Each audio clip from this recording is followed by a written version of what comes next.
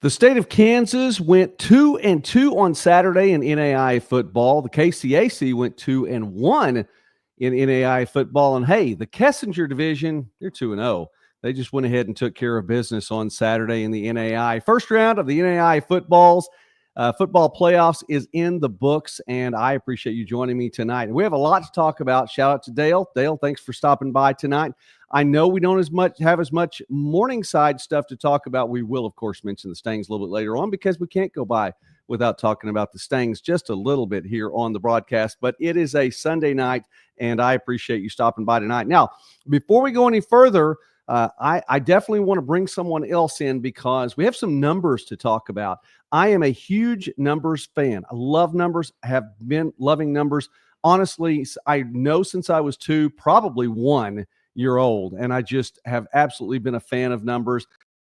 I'm not kidding. Ask my parents, ask my wife, ask my kids. They think I'm absolutely crazy, but I love the numbers, and I'm going to bring somebody else up right now. I don't want to bury the lead anymore. I'm going to bring up a winning coach from Saturday, by the way, part of that 2-0 run for the Kessinger division. I mean, you guys took care of business on Saturday. I want to talk some numbers. Before I do, really quickly, I wanted to introduce Terry Harrison as if he needed introduction on this channel. Coach, really quickly, congratulations on the win on Saturday. I believe 5th playoff appearance for Friends, first victory in the NAIA playoffs, so a big win. Yeah, great weekend for us, great weekend for NAIA football, and just what looked to be, I mean, the games I've seen, all the scores, great matchups, great games to watch, and yeah, we were happy to come out on top.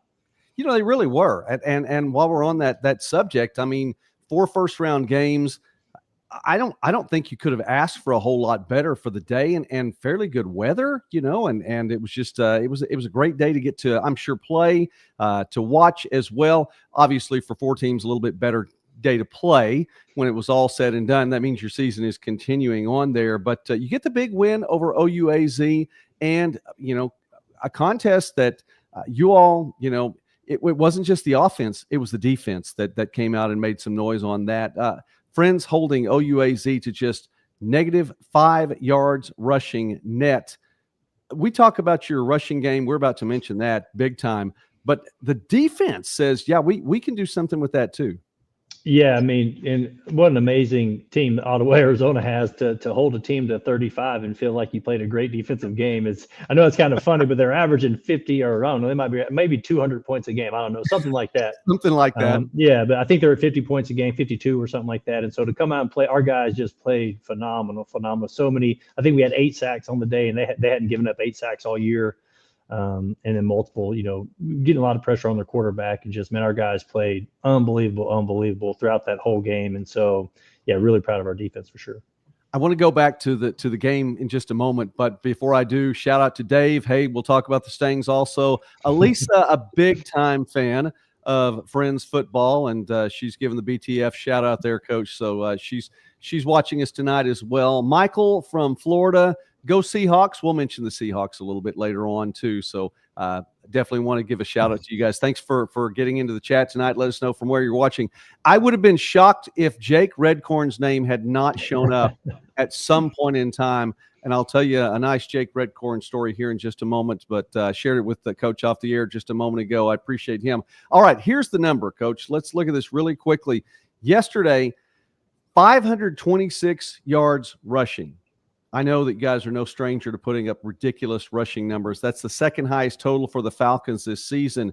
But, Coach, that puts you at 5,078 rushing yards for the season. You cross the 5,000 mark. Only the second program to do that. You go back to Reinhardt in 2016, an Eagles team that made it to the national semifinals. Coach, 5,078 tops that 5,040. This team now leads the NAIA all-time in rushing yards for a season, for a team, a single-season record. Talk about that, because I think I'm breaking some news here tonight, and I hope that's the case. For all the numbers I've crunched to get this down, I trust them. I believe it's right. You guys are now at the top of that list for the NAIA. Yeah, that's amazing. Well, you broke the news to me, so I appreciate that. I appreciate that. we've had some really good years. We've been doing this at the college level since 2018, and we've had some really big numbers. So honestly, we really don't focus on that. Our only goal has been to have the best team culture in all of NAIA football, and we work really hard at that. And when you have a group of young men that are unselfish, that are tough, that are loyal to each other, that hold each other accountable, man, are just a joy to practice every day. Numbers like that are kind of a byproduct of a program that focuses on those things. So, we don't focus on it, but really awesome to hear. And I hope, whether it's families or players or whoever it may be, I hope people are proud of that, because it's, definitely our kids deserve, any type of credit you might get for that. Definitely our kids deserve it. Well, and Coach, you don't have to focus on the numbers. I'll do it for you. I promise. I promise you, I will have so much fun looking up the numbers and searching back years and decades and seeing what all we can find to get that done. So I definitely appreciate that. All right, definitely wanted to throw that one up there. Jake Redcorn is in the house tonight, and I do have a quick Jake Redcorn story in just a moment, but a shout out to him.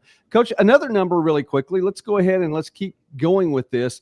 The number that's important to you, I'm sure, is 11-1, and the fact that the season is still going. But here's something else, and again, a testament not only to your team, to your the offense, but it's also a testament to what that offensive line does. How about this? 681 rushes to get 5,078. Again, this is, season's not over yet, but to this point, 7.5 yards per carry. If that number holds through the remainder of the season, that easily tops the NAIA list. You go back to William Penn in 2010, 6.9 yards per carry. That Reinhardt team had 6.8 yards per carry. 4 teams, and those are for a minimum 600 carries for a season. 4 teams of a minimum of 500 yards or 500 rushes for a season. I'll get this out. Had 7.0 yards per carry, and the most recent one of those was Pitt State, and they're a D2 dominant force. You go back a long time for that number, back into the 80s. But wow, 7.5 yards per carry. What a testament, not only again for those guys running the ball, but what that line does to open holes and make a way, because I would imagine, they're getting some opportunities to just, slip through there, and they don't get touched for a yard or two. Yeah, our offensive line, that's my position group. So I work with those guys every day. And so, man, we have awesome young men. We rotate a lot of players in, and we've done that over the years. And, really a talented group. And, there's never enough awards. There's never enough recognition for those guys. And really, across the board at offensive line, I mean, we just very, very talented. And we have a lot of kids that can play, but they stick together. Our entire 2 deep could start. I really feel like they could start for anybody in the conference, but they've chose to play together, be great teammates, all that good stuff. And so, I think we ended up having 2 first team all conference guys, but we tell our kids that all the time. It's never enough. If it's only about awards or somebody saying your name on a podcast or whatever that might look like, it will never be enough, right? And so for us, especially at the offensive line position, what we focused on is winning, and we try to take the will away of the team we play, and they've been able to do that. We played really well, and we came up 1 game short. We were 3 points short against Evangel. Outside of that, man, our kids have rose to every challenge we faced, and so certainly proud of them. And definitely, like I said, the offensive line group has been as good a group as we've got in our team. Well, let me pause there for a second from the numbers, and I want to mention something about that as we talk about the results on the field, even on Saturday. I mean, the Kessinger division was ridiculous this year, and I know that there are a lot of people that have their favorite conference, and I don't have a favorite conference or division. But to look at the body of work of what the teams in the Kessinger did this year, the fact that you were able to get an at-large bid, which I think surprised me a little bit. I didn't know it was going to happen. So you're able to get the at-large bid with Southwestern coming on. Both teams able to hold serve at home, and I think that's a statement there for the KCAC as well, that put these teams in the playoffs and maybe they can make some noise. Yeah, our division is very good. I mean, Evangel, McPherson, both were quality teams. They were in absolute dogfights with everybody across our division. Obviously, Southwestern is extremely talented, and we've had some great matchups with them over the years. And I think definitely nationally, the NAIA has changed a lot over a decade. I think some minds change slower than others, unfortunately. But being able to win at home was awesome. Both us and Southwestern, and then even Kansas Wesleyan, who came out of the Bissell and was competitive. I think that was awesome. And then I know nothing about Pikeville, but the fact that conference champion at 5-5 was able to make the playoffs and beat a Hart South team that was ranked over us in Southwestern and Evangel all year long. I hope that that's not a knock on Baker by any means. They have a great program and obviously historical program, but I hope that, even right now, while it does validate maybe some of our programs, I hope moving forward it helps just ease some of the conversation about should this conference champion get in or not. Mm-hmm. I mean, I think it justifies what the NAIA has done, and it makes for exciting matchups like we saw Saturday. Absolutely, and I want to give an opinion on that as well a little bit later on in the show. Coach, to have you a little bit longer here on a Sunday night, let's throw out a couple more numbers. 56 rushing touchdowns. Now, that's not near the record, by the way. Reinhardt back in 2016 had 71 rushing touchdowns that season. You still have at least one more game to play for sure. Mm-hmm. And then Northwestern Oklahoma, that team in the late 90s into the early 2000s before they went Division II, 74 rushing touchdowns back in 2003. So a little ways to go on that number, but I'm sure you're happy with the team that at least on the ground can put up four and 2/3 touchdowns per game. That's not a bad number, and you're going to get some defensive help along the way there too. The other number I wanted to throw out, besides the fact that it was 526 rushing yards on Saturday, the playoff record in the NAIA is 530. And you have to go all the way back to 1997, a program that's in Division III right now, Williamette from Oregon over Bethany in that game, 530 back then. But the number I wanted to stick with too, and this one I think is a big one. You all averaged 419 rushing yards per game last year, and one more game probably would have gotten you 5,000, but you're able to do it this year. 423 rushing yards per game. Coach, they know it's coming.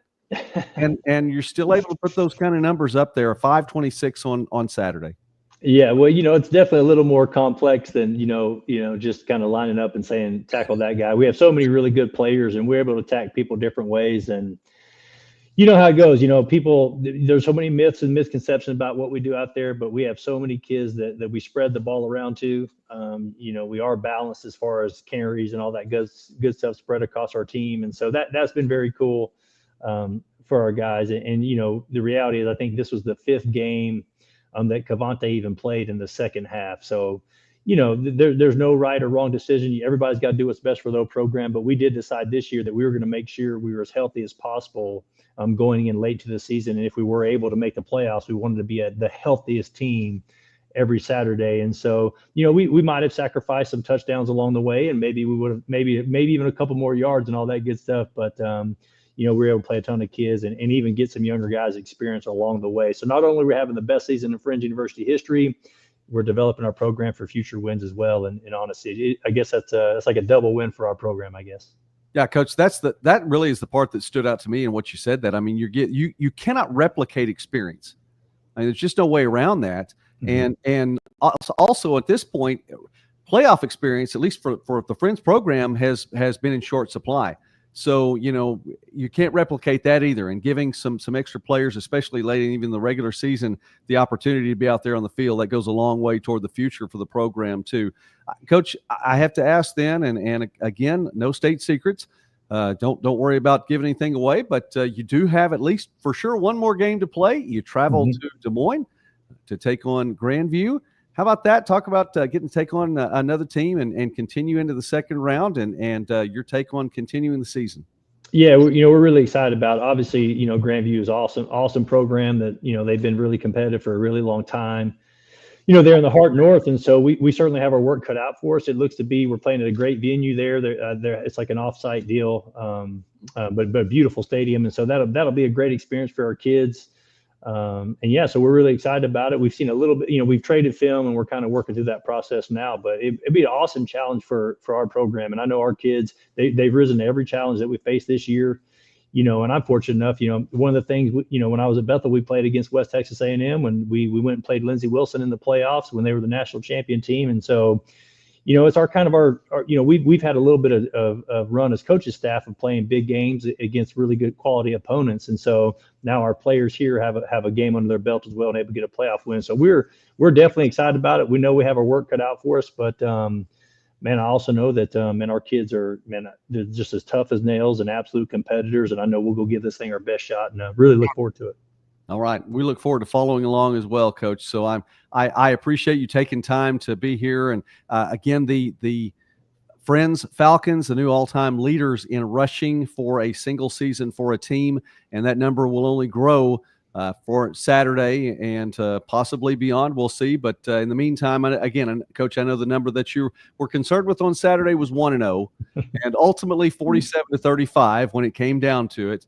But congratulations on what you've done with the program. It is a privilege always to get to visit with you, number one. Mm-hmm. Number two, tonight, on the weekend, it's a game week coming up. But also just to see what you've done with the program there as well. And Coach, it's in good hands. Dr. Rob, as Jake's already mentioned, Dr. Rob as well, the athletic director there. It's in good hands, and I sure appreciate getting to visit with you tonight. Thank you so much. Excited. Appreciate you guys.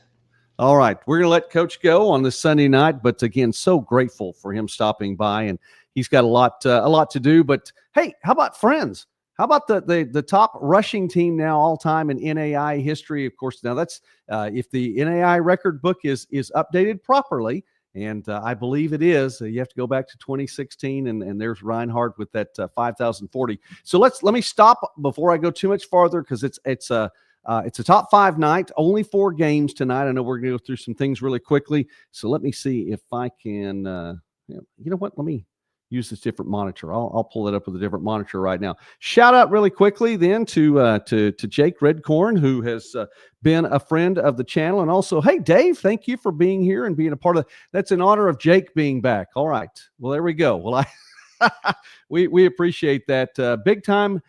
Big tough Falcons. I think big time football as well. Michael, good to see you there. Of course, Elisa, thank you for being there as well. Roger. All right, Roger, I'm going to drop this one up here really quickly right now. If you're still watching, okay. Roger says I got the skin win. This was the picks. This was the picks play for whatever. I'm trying to get my subject verb agreement right here, and I want to make sure they were the picks on Discord. And I did get all 4 right, but I have to tell you how that happened really quickly, because I don't want anyone to say, well, you didn't pick that team. Yes, I did. And let me tell you how exactly it went down. If you watched the program on Monday night last week, I did pick Baker at the start of the week. However, we didn't get a chance to visit between, then and when the game happened. I found out Truman Julesgaard was not going to go. I mean, I knew that there was an injury, but then I found out he's not going to play. I felt like Truman Julesgaard was worth at least 10 points, maybe 14. So I changed my pick internally, and I didn't put it down into the Discord discussion until Saturday morning. I finally, at the last moment, said, okay, I'm going to go with Pikeville. And so I did pick Pikeville, got all 4 games right on Saturday. So thank you, Roger, for putting that on there. I want to make sure that everyone knew that as well. They didn't have to know that, but that's fine. Jake, lots of commentary there. Appreciate that. Michael Brooks says Friends is a great football team. And Michael, let me let you know too. They not only are they a great football team, but Friends is also they're a great program led by a great person. So we really appreciate that, and I'm very grateful for Coach Harrison taking some time on a Sunday night too. Shout out to Dr. Rob. Jake gives a shout out to the AD there at Friends, and he does a fantastic job. It said the turning point in the game was a sack on the OUAZ quarterback, Luke Giron, a brutal sack, and Jake says he's not the same after that. So it happens that way, and you hate that. It is a tough game. My mom was a praying woman, but man, she was competitive, and she would she'd sit in the stands. We'd go watch football games when I was little, and if somebody on the other team got hurt, like on a sack like that, maybe they're not the same, she'd pray for them, and she would really pray and hope that they got better right after the game was over with. So I don't know. I don't know if that's right or not. We'll see. Anyway, thanks everybody for watching and being part of the chat tonight. Super stickers as well. That means a lot, because it really does help the channel. And I mean that. It really does help the channel. It goes a long way toward that. So let's look really quickly. We're going to go straight to the top 5 right now. And let me bring this up here, if I can find my proper graphics here to go over there. I'm using, I use 2 monitors anyway, but this one, it's kind of changing things up a little bit. So let me see if I can pull that back the other direction. Sorry, I don't like to slow things down like this. I just like to keep talking. Mrs. Midwest Sports Net would agree. I like to keep talking. Our picks for the top 5 performances this week. Let's go to the Pikeville-Baker game, a 7-point game, back and forth all the way through. Props to Pikeville, by the way. Missing an extra point, then just saying, okay, we'll make it back up. They go for 2 on the next touchdown, and they get the 2. I think, again, I've said all along that Pikeville deserved to be in the playoffs, and the reasoning for that was because Pikeville did what it was asked to do. Okay? Again, did what it was asked to do. Did they win their conference? Yes, they did. They deserve to be in the playoffs, and they showed it too. It's a Baker team, a Baker program. I appreciate that. Love the Baker coach. Thoroughly appreciate him and what he brings to the table. I like it so much, but I also, look at it and say Pikeville did what they were supposed to do, and the win today somewhat validates that, or the win yesterday somewhat validates that, and it goes a long way. Now, my goodness, that trip ahead of them down to Kaiser, wow. Good luck, Bears. Have fun with that. Lee Kirkland on the day, 24 for 35 passing, 310 passing yards, 3 touchdowns, 2 interceptions, though. This was a game in which there were 5 interceptions on the day. I realized there were a couple of throws that were up there that were trying to make some things happen a little bit late, but Kirkland also 10 for 42 rushing, a touchdown, had a punt for 44 yards, too. It's not bad for the quarterback to get that punt in there. Amon Williams, our top 5 performer there, 24 carries, 152 rushing yards, 2 touchdowns. He also had 7 receptions for 66 yards on the day. So shout out to Amon Williams for our top 5 performance right there. Sam Hageman, by the way, 20 for 30 passing, coming in relief of Truman Julesgaard. He's been in for the Wildcats over the course of the season, so no surprise to see him coming there. 3 touchdowns, 3 picks as well. He had 19 carries for 77 yards and a touchdown, and a great effort for Baker, but the Pikeville Bears will move on. Dickinson State getting the victory, and a home game as well for Dickinson State. Not going to be the case this week. They're headed west again because that's what happens, and they'll be taking on a team that they may see next year in conference play, as they'll be members of the Frontier Conference. Interesting to see how that breaks up, and if that does, I'm sure it will break into divisions along the way. We'll see what works out there. 27-20 over Kansas Wesleyan. The Coyotes were in this and in it through until late. Dickinson State trailed 20-10 until late in the third quarter, scored 17 unanswered points, including 2 Will Madler touchdowns as he ran in a pair of touchdowns. He was 16 for 27 passing, just 128 passing yards on the day. The Coyote defense kept him in check. No passing touchdowns, but he did have 2 rushing touchdowns late. For Kansas Wesleyan, Luke Armstrong, 22 carries, 156 yards on the ground. He also had a pair of rushing touchdowns too. To the Kessinger division, if we can, right there. Southwestern, 31. St. Francis, 24. Grant Grimmel, I believe, 22 for 43 passing, coming in for Josh Kulka in the middle of that game. Mid-game replacement comes in for Kulka. 2 touchdowns, didn't throw a pick. The former IU quarterback in his 6th year of football. That's right.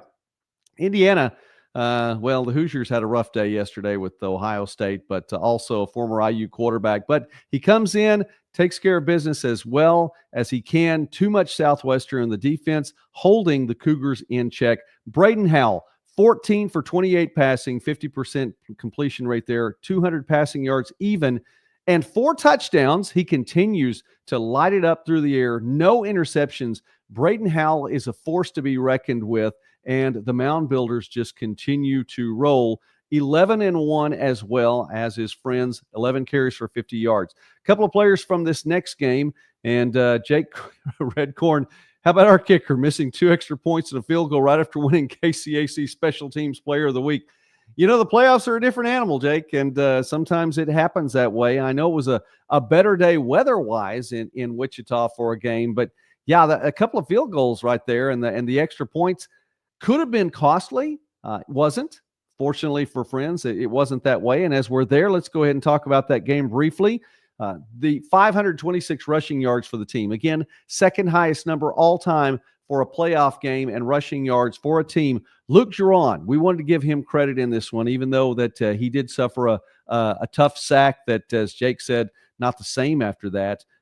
But 30 for 40 passing, 396 passing yards, 4 passing touchdowns, no picks on the day. Shout out to Luke Giron. But Cavante Baker, the quarterback for the other side, I know we're kind of quarterback heavy in this one, but, Williams is a running back. But Cavante Baker, 22 carries, 179 yards, and a rushing touchdowns. And again, the Friends defense holding OUAZ to a net -5 yards rushing. What an amazing number on the day. So let me stop really quickly, get another graphic online, and say that if you haven't already subscribed to the channel, please do so.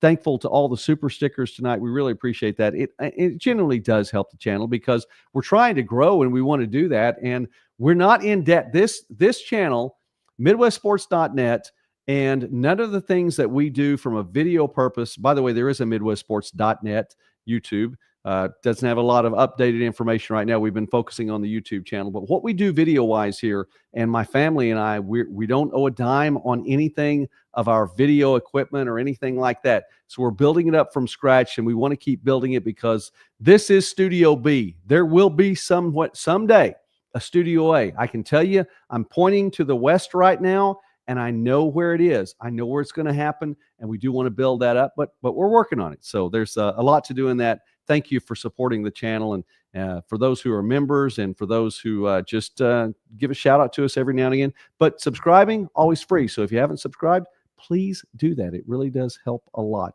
Okay, we did talk about, I want to make sure I got all my mentions in. I did talk about Pikeville. Oh, yeah.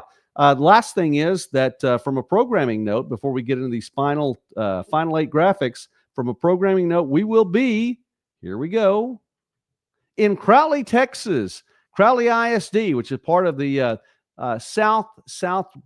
southern portion of Fort Worth. That's where Texas Wesleyan is. Texas Wesleyan in Fort Worth proper, but they're playing their football games at the Crowley ISD Stadium.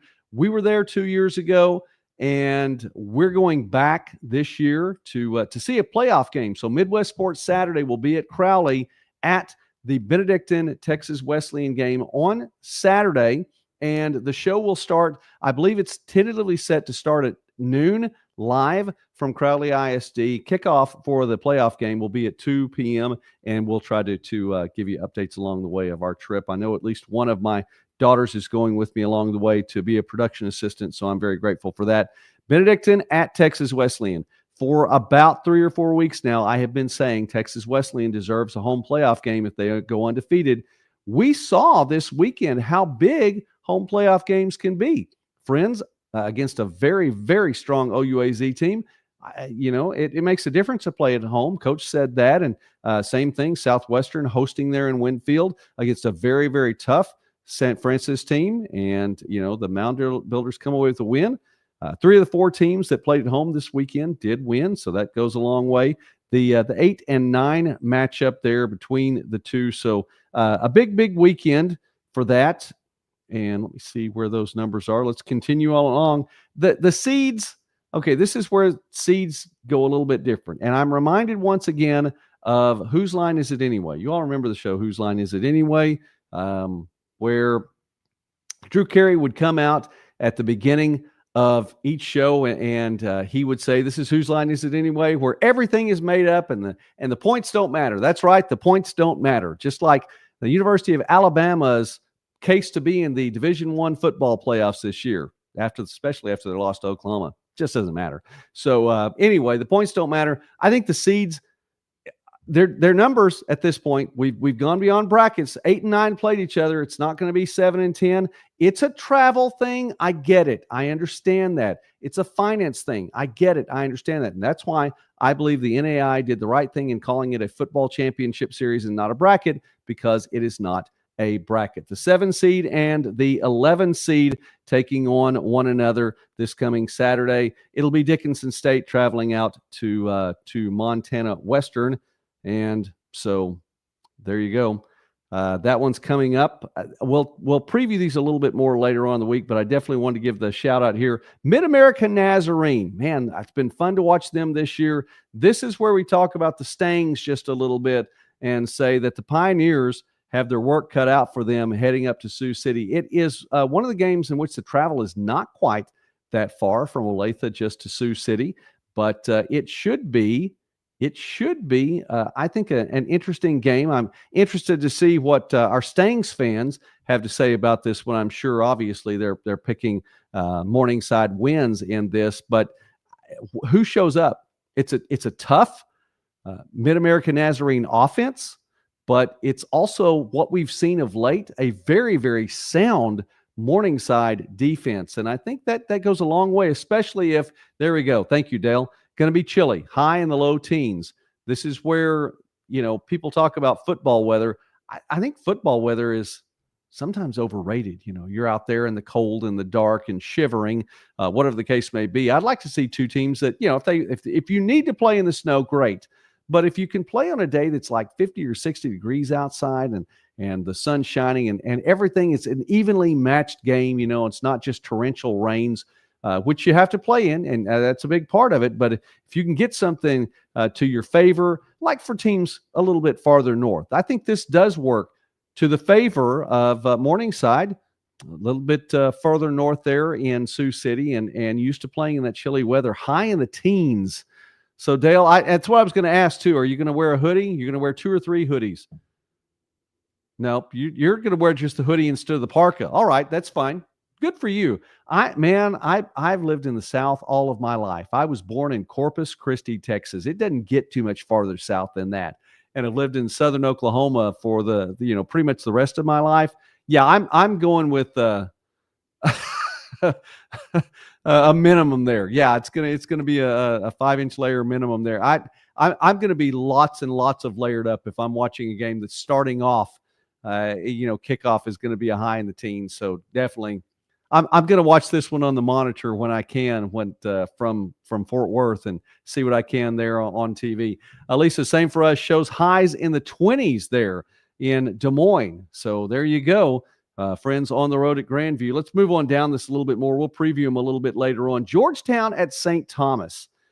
Georgetown, a tough team, a tough defensive team. We know that St. Thomas has an offense. Rontavious Farmer, I mentioned this 3 or 4 times. I think it's worth mentioning when you have a player like this. You don't want to forget about these things. And he's the all-time leader in Florida collegiate rushing yards. So that one should be a fun one, should be a good one. We'll see how this Georgetown defense matches up, especially with that long road trip. And I've heard that they are going to be on the road. They're going to take the bus and leave early for that one. So it should be. This is Thanksgiving week as well. So a lot of folks are going to be celebrating Thanksgiving. If you actually celebrate on Thursday, and many families do. My family is celebrating a little bit later on in the weekend, trying to get all my kids together in one place. I now have 3 of them that are out of the house. And so, trying to get everybody together in one place, you celebrate when you can. I think we need to be thankful anyway. We have so much to be thankful for. I don't know about you. I have so much in 2024 to be thankful for. So I want to celebrate whenever. But see, that's a part of that road trip. And how you handle that as a coach in situations like that, I think goes a long way for the kids, for the families as well. So I'm interested to see how these coaches on these long road trips, who know they're going to be on the road for Thanksgiving, will handle that and celebrate along the way. Northwestern on the road at Montana Tech. Wow, that's a road trip right there. Northwestern made it into the second round, got to in the top 12. And the Red Raiders, who have been to the national championship game each of the last 2 years, this is going to be a trip. It's not just a whole lot there in Orange City. I would imagine the Red Raiders, for as long as they can continue this run, will do it traveling along the way. And Montana Tech, a very tough place to play a game. Michael says the St. Thomas game, Georgetown game is going to be a great game. That one's one that'll be fun to follow along. We have only 8 games to watch this week, including this one. Southwestern at Indiana Wesleyan. Indiana Wesleyan has been a team that you have to be on the lookout all year long. Just one loss to an FCS opponent, dominant at times over the course of the season, and I think some other times where Coach Rody's just went ahead, backed off just a little bit, let some players rest, and so we've seen a number of players step to the fore. This is going to be a challenge. I mentioned what Braden Howell can do. What can Braden Howell do in Indiana against not only what will be a cold day, but against that tough Wildcats defense? We'll see. The Wildcats defense, by the way, I talked about it all year last year. Haven't mentioned it as much this year, but it's there. and it's a force to be reckoned with. So we'll see how Braden Howell and the Mound Builders do against that. We talked about Friends. Let's mention Friends at Grandview there in Des Moines. Highs in the 20s there. So this is going to be an interesting one. And as Coach mentioned, by the way, Coach Harrison on the program, if you're just tuning in, Coach Terry Harrison stopped by and was a guest with us live tonight. They're playing at a different site than they have been playing. Trying to recall, MediaCom, I believe, is the name of the site at which they're playing. So that one should be interesting. I don't think it takes away from it at all. It's you're going to draw that home crowd up there and in Iowa. And granted, the Cyclones in Division I still getting some recognition. I believe Grandview has a crowd come out to watch this one play as well. I'm interested to see how well the Falcons travel. Maybe Jake can tell me how well the Falcons are going to travel up there to this one. Be it as it may, we know what these two teams are going to bring. Grandview's going to bring a very, very tough defense. And by the way, I'm going to stop there for a moment. I still don't think Jackson Waring has been let loose this year. So I will not be surprised to see Jackson Waring, him come alive and challenge this Friends defense. So we'll see how that plays out. Falcons on the road, 11-1, taking on an undefeated Grandview team. And then finally, we get to the team that Michael Brooks celebrates and enjoys, and rightfully so, down there in South Florida, enjoying the Kaiser Seahawks and the Pikeville Bears making the trip down south. And I was talking about just about how far south you can go.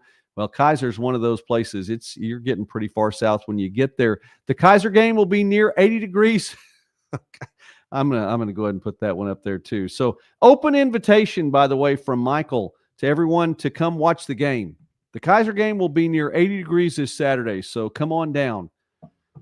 I'm going to be in Fort Worth. I checked the high on Saturday in Fort Worth or in Crowley is going to be the last time I looked was 60.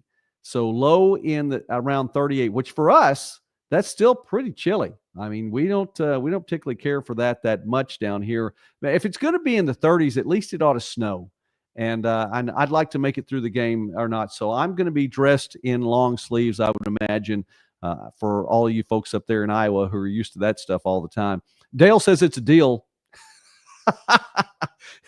Dale's coming down.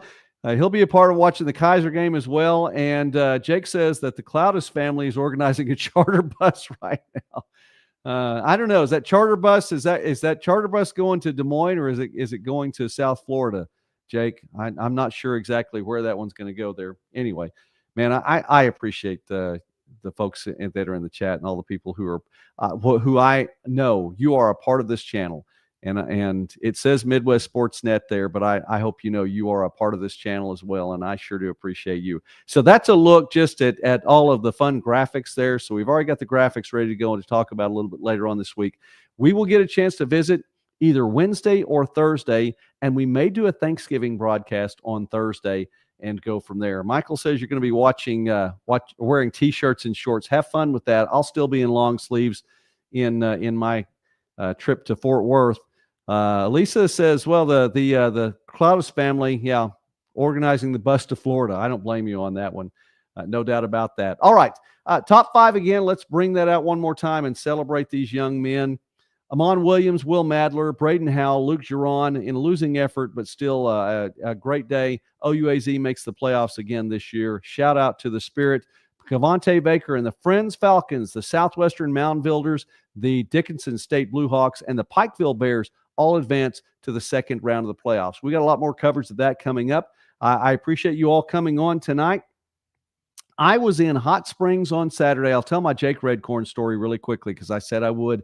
I was in Hot Springs on Saturday broadcasting volleyball. Thursday, Friday, Saturday, Mrs. Midwest Sportsnet and I got to make the trip over to Hot Springs in Arkansas. I enjoy, calling football games is a blast. Calling basketball games is a blast. So many other sports that are out there.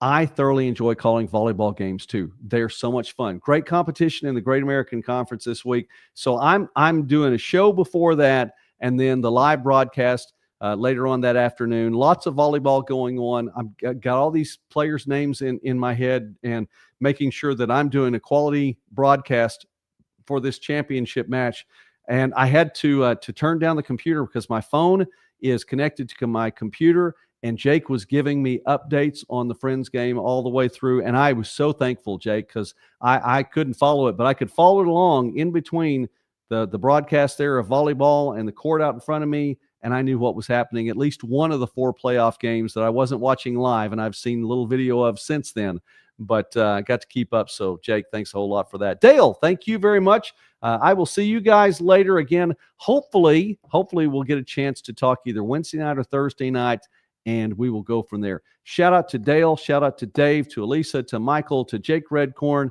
let me see if there's anybody else in there tonight. I don't want to miss anyone because you guys are all so incredibly cool. Oh, well, you know what? Shout out to Coach Terry Harrison, by the way, too, for coming on the broadcast tonight. And props to him for getting the win. First win in Friends program history in the NAIA Football Championship Series. You guys are awesome. You mean a lot. I always say nice things to you, or about you, to Mrs. Midwest Sportsnet when I get off the air. You all make my Sunday night go well, and I really, really appreciate that. I pray God bless you all tonight. If I don't get a chance to see you on Wednesday, and the next time is at the latest Thursday, have a great Thanksgiving. Enjoy yourself this week, and consider this. You do have a lot to be thankful for. We all have so much to be thankful for, and you don't ever want to let something like that go by. You need to remember those things, find something to be thankful for, and before you take the time to eat all the food on Thursday, as a family, as a group, as friends, whatever your family is made up for, take the time to be thankful. God has been so good to us, and I have so much to be thankful for. I'm definitely going to do that. I just speak a blessing over you all. Pray that God bless every one of you and that you have a fantastic week, that you enjoy it. And we're going to have a lot more fun talking about football on Thursday and then again on the weekend. Don't forget, noon, we'll be live from Fort Worth at the Texas Wesleyan Benedictine game just prior to that start there. And we'll talk a lot more then. God bless you all. Thanks again for everything. Appreciate you all. Have a great night, and we'll see you then. Happy Thanksgiving.